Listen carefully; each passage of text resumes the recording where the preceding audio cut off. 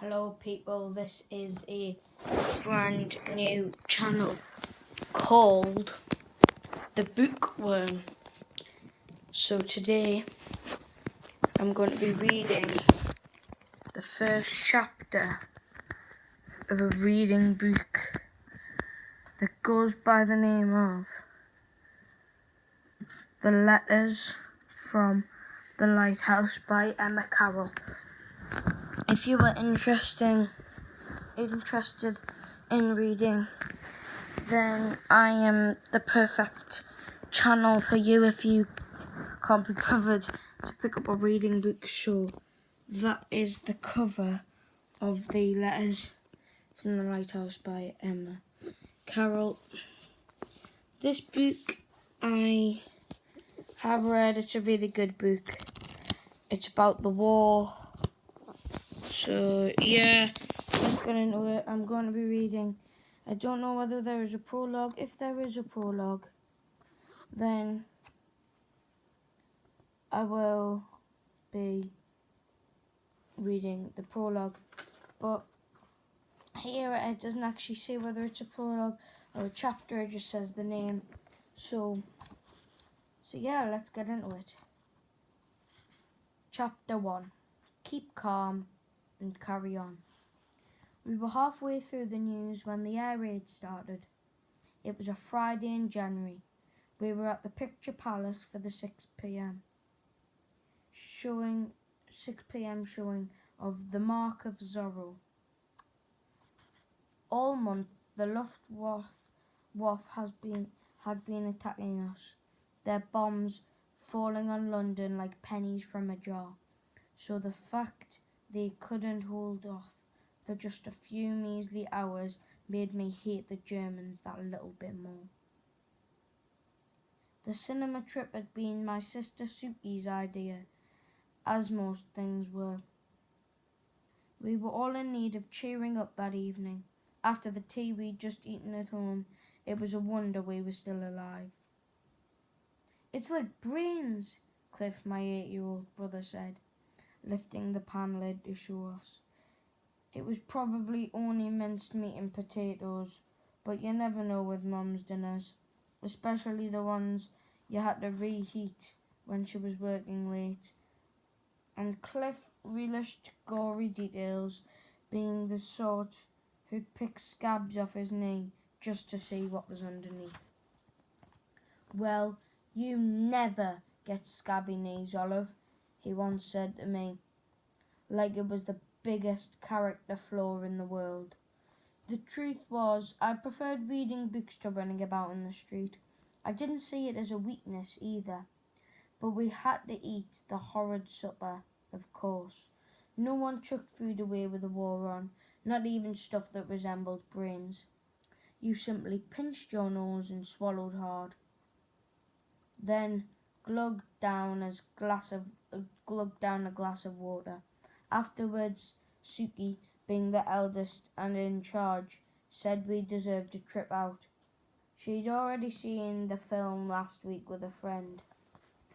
It's the cat's pyjamas. You'll both love it, she gushed as we went around the house, closing the blackout curtains. Then to me, teasingly, cheer up, it's going to be fun. People were always telling me I had a serious face because I was dark and thoughtful looking like my dad. What they really meant was I wasn't as pretty as Suki. And I didn't mind because I was proud of my big sister, not jealous. She was just as marvellous on the inside. Everyone seemed to think so. Is that better? I beamed up at Suki so she could tell how thrilled I was to be going out, especially with her. We didn't see nearly enough of her anymore. She'd recently got a pen pal and acted mysterious when letters postmarked Devon arrived addressed to her. We'd all guessed who she was writing to. Our next-door neighbour, Gloria, had a younger sister called Queenie, who was 19 and lived in Devon. Having a pen pal was, according to Suki, all the rage. And like she was with anything new, Suki threw herself into it, kicking off her office shoes each night after work, then disappearing to her room to write. It wasn't the same as when we'd sent letters to Dad, where we each got to add our own line on the official Blue Army paper. Suki shut her door on us. These were her letters, hers and Queenie's. I often wondered what they had to say to each other that was so private and took up so much time. Once we got our coats and grabbed our gas masks from where they hung in the hallway, we were ready for the cinema. It was a cold, damp evening, and we were all done up in woolly hats and scarves. Cliff's mittens on string threaded through his coat dangled limp at the end of his sleeves, and he flapped them like wings to make me laugh. Such was my excitement. I didn't think to ask why Suki was buttoning up Mum's best green checkered coat rather than her own. She'd done her hair different too, curled like a film star's, and was wearing postbox red lipstick. It made her look older than 17 and rather like Mum, the Mum before Dad died, who'd style her hair up and worn makeup and could argue for England. By the time we reached the picture palace, the lights were already dimming. We'd only just found our seats, row K, plush velvet that prickled the backs of your knees when the great maroon curtains swung apart with a squeak. The first up was the newsreel. Every film show started like this, with 5 minutes of news from home and abroad. It was all very upbeat, with a proper English voice telling us everything would be all right, even if the film footage showed bomb sites and battlefields. I watched eagerly, chin in hand, as the big white tiles and the word "Paith" filled the screen. Suki, though, leapt to her feet. "Stay here," she whispered to us. "If I'm not back in 2 minutes, meet me in the foyer when the film's over." Just like that, she had disappeared. "She needs the lav," Cliff said knowingly. "That supper is giving her grief." "You're disgusting, you are," I replied, not taking my eyes from the newsreel. The footage was of men in RAF uniforms walking across an airfield. Immediately, it made me think of Dad. In August last year, we'd had a telegram from the War Office telling us Dad's plane had been shot down over France. 6 long months had passed of every day hearing someone in the family crying, and Mum getting sadder and thinner. I couldn't sleep through a whole night anymore. Often, I barely slept at all. "Look for the light," Dad used to say when things were difficult. I did try. He died for his country, people said. He was a hero. Watching the news helped me believe this was true. And as I listened to what a mightily fine job our boys were doing, I could feel myself filling up with pride. Tonight's news switched from RAF men to a city somewhere abroad. I didn't catch where. The footage showed hungry-looking people queuing for food, flanked either side by soldiers. There was snow on the ground. The people in line wore star-shaped badges on their coats. Watching, I began to feel uncomfortable instead of proud. The path news voice, jolly and brisk, jarred with what I was seeing. These people weren't just hungry, but scared. I could tell by their faces how desperate they were, and it made me horribly guilty for the fuss we'd made about our supper. Abruptly, the film stopped. The lights came up. I blinked at the announcement on the screen. "Air raid in process. Please leave the theatre immediately. Head to the nearest shelter." "Blast it," I said, reaching for my coat and gas mask. "Come on, Cliff, we'd better find Suki." People began to leave, though not very quickly. All around us, seats thudded as they flipped upright. Coats were shaken out, hats pinned in place. There was a fair bit of complaining going on too. "Should we ask for our money back?" asked Cliff. "What?"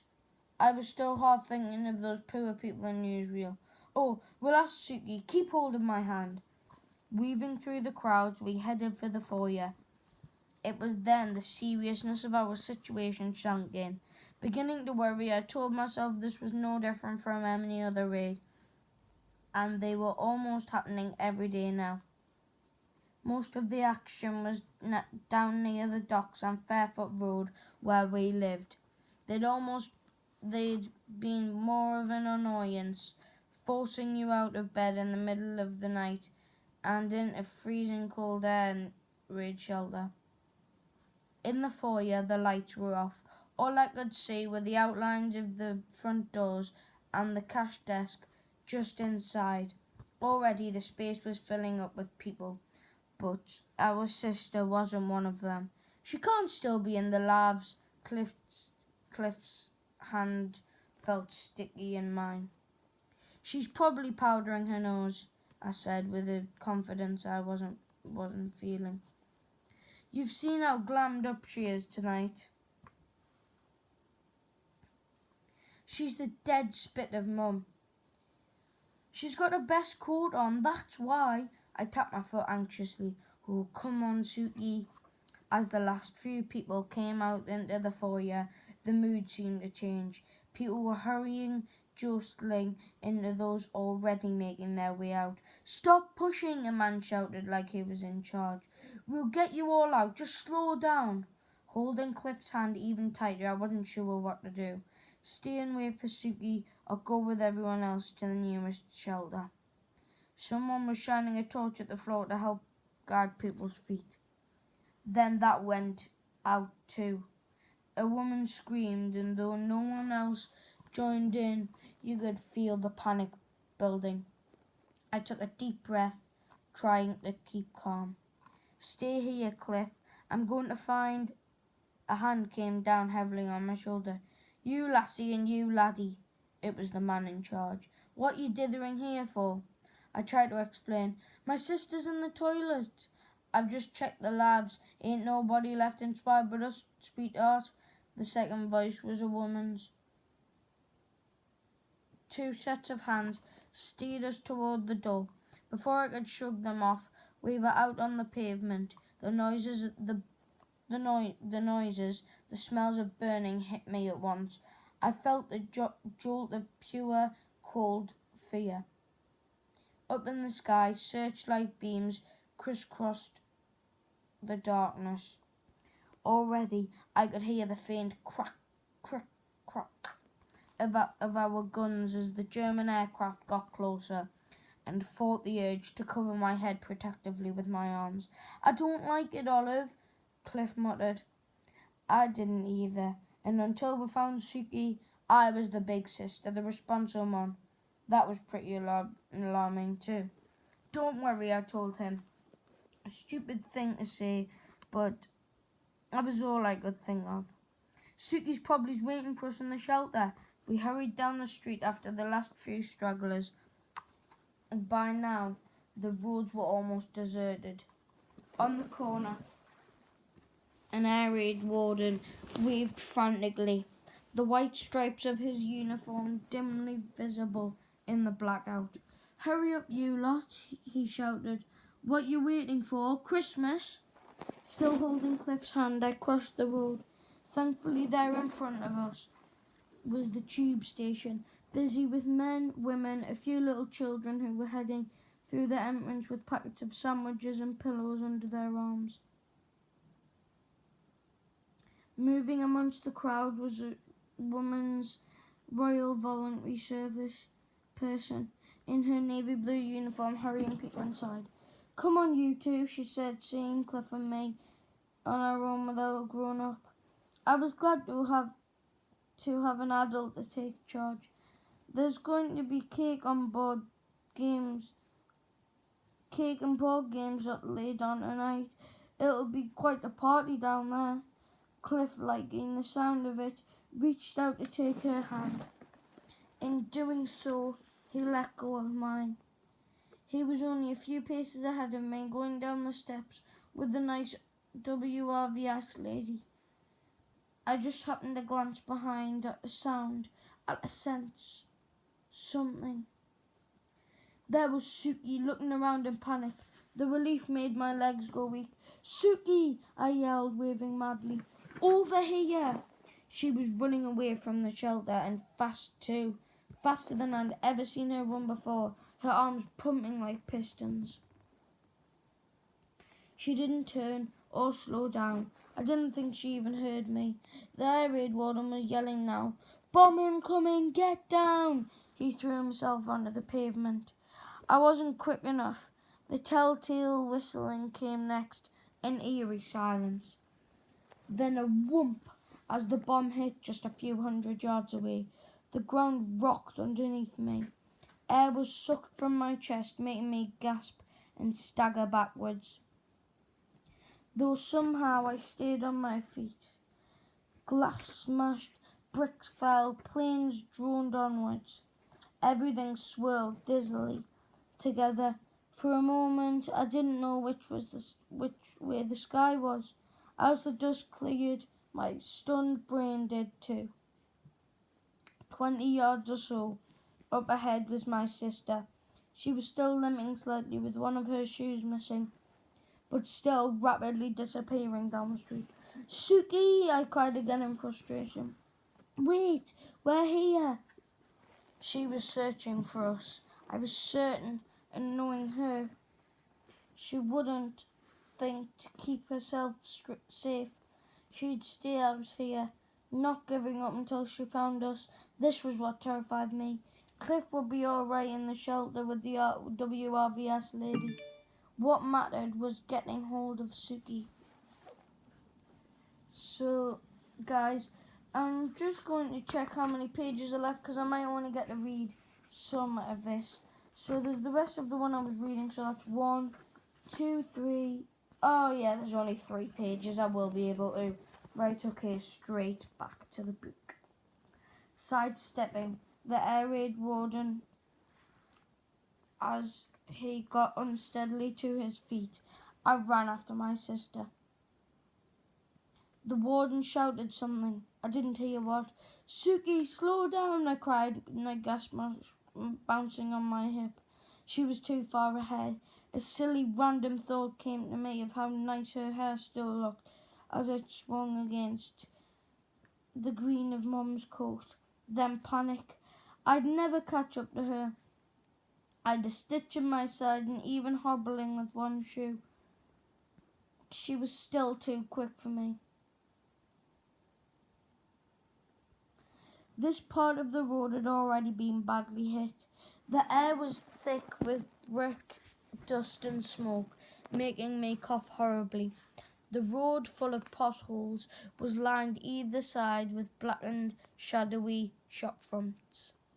Smashed glass from blown-out windows scrunched beneath my feet, and there was water everywhere, gushing past my feet. My ears were ringing. I felt lightheaded too, as if everything was unreal, like I was watching myself in a film. Still, the planes kept coming. Whoosh! Silence. You could count the beats between them. Then thud as a bomb hit. I was angry at my own feeble legs for not going any faster, but eventually I had to stop. Doubling over, I gasped for breath. Up ahead at last, Suki was slowing down too. Thank goodness. It was then I saw why. Emerging from an alleyway was a man I didn't recognise.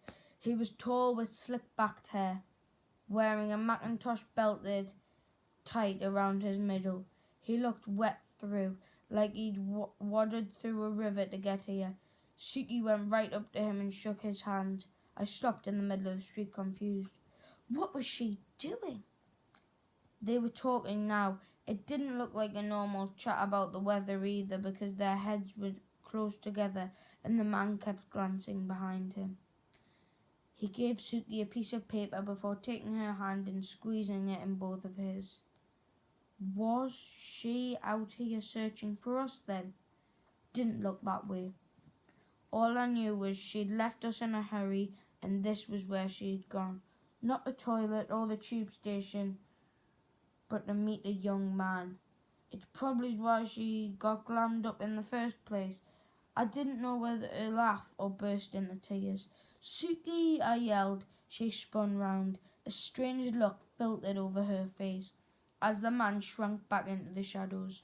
Suki hobbled towards me, shaking her head. You shouldn't have followed me, she shouted, furious, frightened. It made me scared too. I grabbed onto her coat sleeve. Now I'd found her, I wasn't letting her go. As more planes droned overhead, she glanced worriedly at the sky. Oh hell, get down! A terrific whump pitched me forwards on my knees. All round I heard cracking sounds as windows bent inwards. Another bomb hit with a thump. Something heavy was falling nearby. I cowered down, too terrified to look. A minute passed, or it might have been an hour. I was too disorientated to be sure. When I did lift my head, to look around, the street was full of glass and water. A burst main-soaked everything like a downpour. Suki was nowhere to be seen. The ringing in my ears was deafening. Where the shop fronts had been before was now just a heap of smoking rubble. I tried to stand, only suddenly there was nothing to stand on. The air filled with screaming and a horrid smell like burning hair. The sky flashed brilliant white. I felt myself lit up and up like I'd never stop. There was no air to breathe. Then I was falling down again, very hard and very fast. I don't remember the landing part. So I know that was a bit long for a first chapter, but yeah, I hope you enjoyed it. Just in case you didn't catch it at the start, that is the book cover. It's quite a nice book. It's quite a lovely. I don't know whether I can see that. Focus. Right, it's not going to focus. It's a little thing and it says, like Michael Morpurgo and Philip Pullman, Carrol knows she can keep her listeners in thrall, which is very true. If you like this video and want to hear more of this book, give it a massive thumbs up, and for the next book I will do, the next chapter, which is called Make Do and Mend. I will do that in the next video if I can get 5 likes. I'm only going to complete it when I get 5 likes. So yeah, I hope you've enjoyed this video, and bye for now. See you all later when I read the second chapter of Letters from the Lighthouse by Emma Carrol.